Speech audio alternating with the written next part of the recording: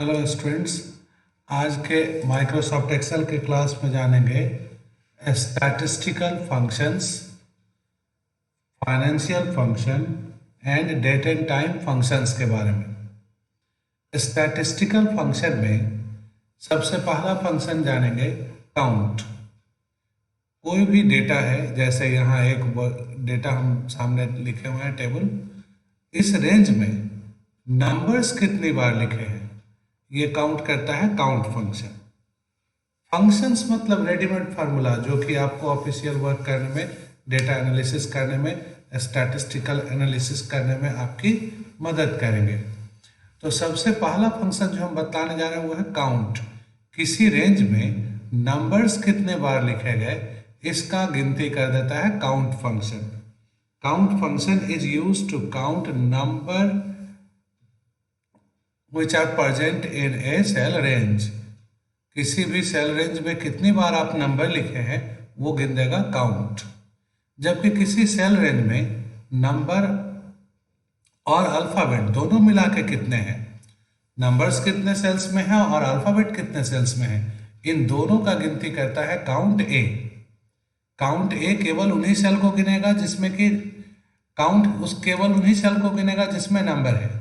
Count ए किसे गिनेगा जिनमें या तो नंबर है या फिर अल्फाबेट है। काउंट ब्लैंक नाम से ही स्पष्ट है, ये उन सब सेल को गिनता है जो ब्लैंक है, खाली है। चलिए इसको उदाहरण से दिखलाते हैं आपको। यहाँ हम कुछ डेटा टाइप किए हैं। हम जानना चाहते हैं कि मैथमेटिक्स में कितना स्टूडेंट का मार्क्स हम टाइप कर चुके हैं।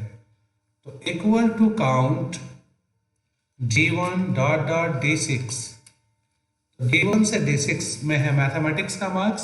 देखिए कॉलम डी में है मैथमेटिक्स का मार्क्स।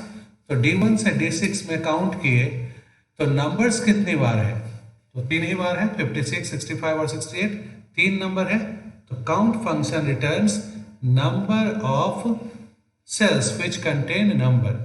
कितने ऐसे सेल हैं जहां नंबर लिखा हुआ है, इसकी गिनती कर दिया कौन, काउंट। हम क्या लिखे थे, equal to count D1 dot dot D6। Count A इससे अलग है। काउंट ए किसको गिनता है जिसमें या तो नंबर है या अल्फाबेट है। Count D1 dot dot D6 लिखे थे तो 3 आया, और जबकि काउंट ए लिख रहे हैं अब, तो काउंट ए मतलब काउंट करो बोथ, नंबर्स को भी और अल्फाबेट को भी। तो देखिए 3 बार नंबर है और 1 बार अल्फाबेट लिखा हुआ है, तो इसका काउंटिंग क्या आ जाएगा, 4। याद रहेगा count function will count only those cells which contain number. जिसमें नंबर है केवल उसी को गिनता है count. Count A will count both those cells which contain number as well as those cells which contain alphabet. उन सब सेल को जिसमें या तो नंबर है या अल्फाबेट है। तो इस रेंज में देखिए 3 बार हम नंबर लिखे हैं और 1 अल्फाबेट वाला सेल है, तो टोटल हो गए 4। अब काउंट ब्लैंक तो समझाने का बात ही नहीं है। काउंट ब्लैंक, काउंट करो किसको, ब्लैंक को, खाली सेल्स को। D1 dot dot D6। D1 से D6 में देखिए ब्लैंक सेल कितने छोड़ दिए हैं, 2 सेल छोड़ दिए हैं। रवि के मैथमेटिक्स का मार्क्स नहीं है और अजय के मैथमेटिक्स का मार्क्स नहीं है, तो काउंट ब्लैंक विल रिटर्न 2। इतने सेल ऐसे हैं जिसमें कि एम्प्टी है, जो खाली है, उनकी संख्या 2 है। तो केवल नंबर वाले को गिनना है, फंक्शन होगा काउंट। नंबर अल्फाबेट दोनों को गिनना है, फंक्शन होगा काउंट ए। और ब्लैंक सेल को गिनना है तो काउंट ब्लैंक। अब अगला फंक्शन जानिए काउंट इफ। मान लो कि यहाँ केमिस्ट्री का मार्क्स जो लिखे हैं इसमें हम जानना चाहते हैं कि 70 से ज्यादा स्कोर करने वाले कितने स्टूडेंट हैं, 70 से ज्यादा नंबर कितने स्टूडेंट को आया है। तो हम यहां लिख दिए equal to count if C1 dot dot C6 comma greater than 70। तो ये कह रहा कि केवल उन सब सेल को गिनो जो C1 से C6 में जिनका वैल्यू 70 से ज्यादा है। देखिए 3 सेल्स ऐसे हैं, ठीक है। तो काउंट किसको गिनेगा, उन सब सेल को जिसमें कि नंबर है। काउंट ए किसको गिनेगा, तो जिसमें या तो नंबर है या अल्फाबेट है। और काउंट ब्लैंक गिनता है जो खाली है। काउंट इफ किसको गिनता है? खास कंडीशन वाले वैल्यूज को। जैसे अभी हम यहां लिखे equal to count if B1 dot dot B7। B1 से B7 में क्या है? फिजिक्स का मार्क्स है। इसमें गिनो, किसको गिनो? तो लेस देन 70, 70 से कम वाले कितने हैं? तो 70 से कम वाला 45 और 65, ये दो ही सेल हैं, तो रिजल्ट क्या आएगा? 2। तो हम आपको सिखा दिए क्या क्या, कि उन सब सेल को जिसमें कि नंबर है उसे गिन देता है काउंट, उन सब सेल को जिसमें या तो नंबर है या अल्फाबेट है उन्हें गिनता है काउंट ए, उन सब सेल को जो कि अभी खाली हैं, एम्प्टी हैं, उन्हें गिनता है काउंट ब्लैंक, और खास कंडीशन वाले 70 से ज़्यादा वाले, 70 से कम वाले ऐसे सेल्स को गिनता है कौन? Count if. अब अगला फंक्शन का उदाहरण लेते हैं। अगला है फाइनेंशियल फंक्शन। फाइनेंशियल फंक्शन में आपको हम बतलाएंगे दो फंक्शंस, एफ वी जिसका पूरा नाम है फ्यूचर वैल्यू, और दूसरा है पीएमटी जिसका नाम है पेमेंट। एफ वी किसी इन्वेस्टमेंट का फ्यूचर वैल्यू बतलाता है। कोई आदमी 100 रुपया प्रति माह जमा करता है 1 साल तक, यानी 12 महीने तक, और उस पर मान लेते हैं कि 7% उसको कंपाउंड इंटरेस्ट मिलता है। 1 साल पूरा होने के बाद उसे कितना मैच्योरिटी मिलेगा? उसका तो मूलधन जमा हुआ 1200 रुपया, 100 रुपये करके 12 इंस्टॉलमेंट, तो 1200 रुपया।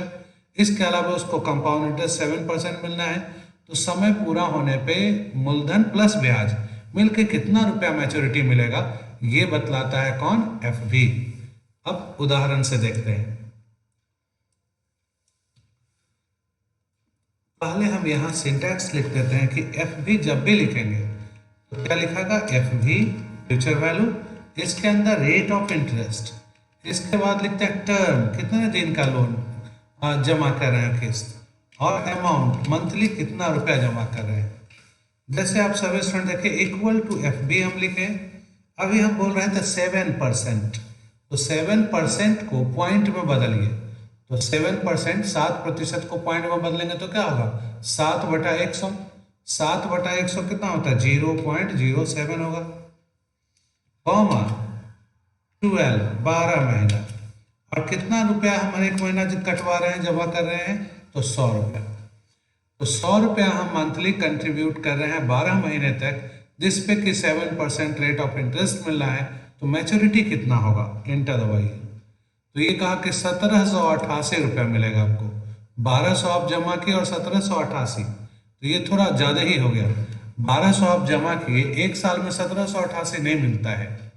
ऐसा इसलिए हुआ कि ये हर एक महीना कंपाउंड इंटरेस्ट जोड़ दिया, ये कंपाउंड इंटरेस्ट 12 बार जोड़ा है, तो इसमें सुधार कीजिए। बैंक जनरली वर्ष में 2 ही बार छमाही ब्याज संयोजित करता है, मतलब साल में 2 बार ब्याज देता है।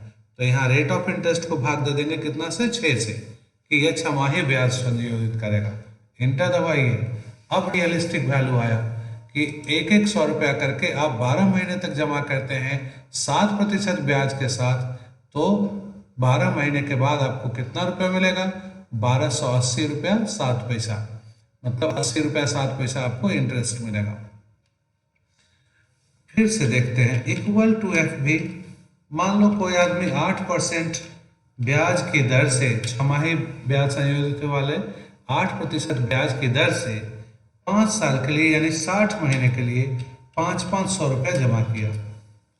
तो अगर आप 500 रुपया मंथली जमा करेंगे 60 किस्त, तो आपका मूलधन कितना जमा हो जाएगा? 30,000 रुपया, और 30,000 रुपया पे आपको कंपाउंड इंटरेस्ट कितना लगना है? 8%। इंटर दबाइए। तो आपको मैच्योरिटी कितना मिलेगा? आप जो 30,000 जमा किए, 5 साल बाद 8% ब्याज के साथ आपको मिलेगा मैच्योरिटी अमाउंट 45,517 रुपया। याद रखना, एफ बी मतलब फ्यूचर वैल्यू, फ्यूचर वैल्यू मतलब मूलधन प्लस ब्याज, जिसे हम लोग मिश्रधन भी बोलते हैं। Maturity amount equal to F B. कोई पर्सन 9% इंटरेस्ट के दर से छमाही ब्याज संयोजित होने वाले स्कीम में 5 साल के लिए जमा किया 1-1 हज़ार रुपया महीना, तो 60 महीने में उसका जमा कितना हो गया? 60,000 रुपया। 1,000 हर एक महीना जमा किया, 60 किस्त तो 60,000 रुपये जमा हुआ, उस पर 9% कंपाउंड इंटरेस्ट भी मिलता है। तो 5 साल पूरा हो जाने के बाद, सारा किस्त दे देने के बाद आपको कितना मैच्योरिटी मिलेगा ये जानना है, इंटर दबाइए। 96,214 रुपया 65 पैसा। आप जमा किए कितना, 60,000, और 5 साल बाद विथ इंटरेस्ट, जिसमें इंटरेस्ट का रेट हम क्या माने हैं 9%, तो 9% ब्याज चक्रवृद्धि के साथ ये मिलेगा 96,214 रुपया 65 पैसा। FV उम्मीद करते हैं समझ गए होंगे आप लोग। FV यानी फ्यूचर वैल्यू ऑफ इन्वेस्टमेंट। अब आगे सीखते हैं किसको, तो PMT फंक्शन लोन का इंस्टॉलमेंट निकालता है। जैसे हम 1 लाख रुपया लोन लिए और उसे हम चाहते हैं 2 साल में 24 महीना में चुकाना, तो हमको प्रत्येक महीना कितना रुपया का EMI जमा करना होगा। EMI कैलकुलेट करने का काम करता है कौन, PMT, पेमेंट फंक्शन। सिंटैक्स इसका FB की तरह ही है, रेट, टर्म और अमाउंट। देखिए यहाँ हम इक्वल टू PMT लिखें, उसके बाद मान लो लोन जो लिए वो महंगा दर पे हम लोन लिए 9% ब्याज पे, तो 0.09, 9% मतलब समझते हो ना जी, 9/100, 9/100 कितना हो गया, 0.09 हुआ। और डिवाइडेड बाई 6 हम कहाँ लिख रहे हैं कि ब्याज छमाही संयोजित हो रहा है। अगर ये डिवाइडेड बाई 6 नहीं लिखेंगे तो इंटरेस्ट बहुत हो जाएगा, हर एक महीना का इंटरेस्ट जोड़ देगा। अब टर्म कि कितना दिन में आप चुकाना चाहते हैं कर्ज, तो हम 2 साल में 24 महीना में चुका रहे हैं। अब माइनस के साथ लिखिए कितने रुपए का कर्ज है, कितने रुपए का लोन है, तो 1 लाख रुपए का लोन है। इंटर दबाए तो ये कैलकुलेट करके बताया कि 4,992 रुपया प्रत्येक माह जमा कीजिएगा अगर, तो 2 साल में 24 महीने में 1 लाख रुपया का लोन ब्याज समेत आप चुका सकेंगे। आप सभी को मालूम होगा कि 1 लाख का तो 1 लाख नहीं चुकाना होता, इसके अलावा इंटरेस्ट भी चुकाना होता है, इसलिए हम बोले कि ब्याज के साथ मूलधन 24 महीना में 0 हो जाएगा अगर आप 4992 रुपये 41 पैसा हर एक महीना जमा करें तो। दूसरा कैलकुलेशन देख लीजिए, इक्वल टू PMT। मान लो कोई 10% ब्याज की दर पे 5 साल के लिए लोन लिया है, 60 महीना के लिए, कितना, 5 लाख रुपए का। तो हम जानना चाह रहे हैं कि 5 लाख रुपया को हर एक महीना हम कितना रुपया करके चुकाएं ताकि ये 5 साल में 60 महीने में 0 हो जाए। 10% ब्याज के साथ 5 लाख का अमाउंट 5 साल में 0 हो जाए। इसके लिए EMI कितने रुपए का बनता है, इंटर दबाइए, बतला देगा कि 13,246 रुपया 94 पैसा हर एक महीना दीजिए, तो आपको 10 टोटल 5 लाख का लोन 5 साल में 60 महीना में चुका पाएंगे आप। एक और उदाहरण देख लीजिए, इक्वल टू PMT। यहाँ रेट ऑफ इंटरेस्ट पहले लिखते हैं, 0.09 लिखे हम, यहाँ लिखे 60 महीना, कितना रुपया का लोन लिया, तो 2 लाख रुपया। तो 2 लाख रुपया को हम 5 साल में चुकाना चाहते हैं 9% ब्याज के दर के साथ, तो मंथली EMI कितना होगा, 5,078 रुपया 69 पैसा। तो आपको हम क्या क्या सिखा दिए अब तक। पहले बतलाया है कि काउंट फंक्शन किसी रेंज में उन सब सेल को गिनता है जिसमें कि नंबर लिखा हुआ है। काउंट ए उन सब सेल को गिनता है जिसमें कि या तो नंबर लिखा है या अल्फाबेट। काउंट ब्लैंक उन सब सेल को लिखता है जो कि एम्प्टी है, उनको गिन देता है। और काउंट इफ खास कंडीशन वाले को गिनता है, जैसे हम यहाँ काउंट करवाए 70 से ज्यादा मार्क्स वाले को। FB का मतलब हम बोले हैं फ्यूचर वैल्यू, किसी इन्वेस्टमेंट का फ्यूचर वैल्यू जानना है तो कौन सा फंक्शन, FB। और PMT लोन का इंस्टॉलमेंट, लोन का EMI कैलकुलेट करता है, ठीक है। लोन का पर मंथ EMI कितना आएगा ये कैलकुलेट कर देता है कौन, FB। अब आगे आपको 2 फंक्शन और हम बतलाने जा रहे हैं, यह है टुडे और नाउ। टुडे फंक्शन आज का डेट बतलाता है, इक्वल टू टुडे लिखिए, इंटर दबाइए तो आज का डेट आ जाएगा, current system date. Equal to today current system date हम क्यों बोले कि कंप्यूटर का डेट तो आप जानते हैं चेंज भी किया जा सकता है कंट्रोल पैनल से। तो इक्वल टू डे टुडे लिख के एंटर दबाएंगे तो ये हमको आज का करंट सिस्टम डेट अपने लैपटॉप का डेट बतलाएगा। जरूरी नहीं कि वो कैलेंडर डेट से मैच करता हो। उसके बाद है equal to now. Equal to now हमें दोनों चीज बतलाएगा, डेट और टाइम दोनों। केवल डेट जाना है तो इक्वल टू टुडे, और इक्वल टू नाउ लिखे तो दोनों चीज आया, डेट भी और टाइम भी। आगे जानिए कि कंट्रोल सेमीकोलन से डेट आता है और कंट्रोल शिफ्ट सेमीकोलन से टाइम, कंट्रोल सेमीकोलन से डेट, कंट्रोल शिफ्ट सेमीकोलन से टाइम। उम्मीद करते हैं आज के वीडियो को आप सही ढंग से समझ पाएंगे। कम से कम 2 बार देखना रहता है वीडियो को, उसके बाद फेयर कॉपी में पीडीएफ फाइल को नोट कीजिएगा। आप लोग बेहतर ढंग से अपनी पढ़ाई करें और स्वस्थ रहें, ऐसी शुभकामना करते हैं।